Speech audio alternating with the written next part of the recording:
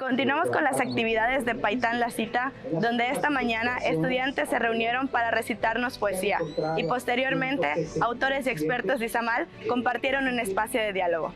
En una activa jornada, la palabra escrita hizo eco en el espacio público, a través de la voz de sus participantes. Mi hija participó en el concurso de poesía. Ella se inspiró en unas clases que empezaron a dar aquí en la Feria del Paitán. Estuvieron dando unos cursos de Quinam y ahí ella se inspiró en esa poesía. Estudiantes de secundaria recitaron algunos poemas de su autoría, los cuales fueron parte de nuestro primer concurso de poesía en Paitán La Cita. Estrella Paulina Celis fue una de las galardonadas por su participación. La Casa de la Poesía reunió desde los talentos más jóvenes hasta aquellos que se han dedicado a relatar y registrar la vida de Izamal. Soy Miguel Sorencio Vera Lima, médico y cronista de la ciudad de Izamal.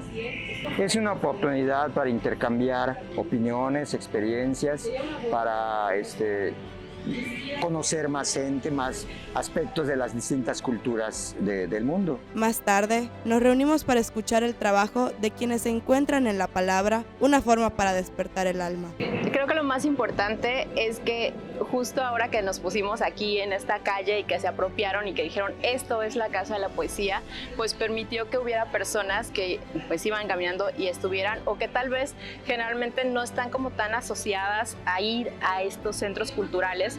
Entonces es más fácil en estos espacios abiertos que puedas acercarte, y creo que eso es lo más importante, acercar y dejar ahí por si acaso alguien más se acerca. Todos unidos por la imaginación, la creatividad y la curiosidad. Les invitamos a participar en las actividades de Paitán La Cita y seguir compartiendo experiencias e ideas.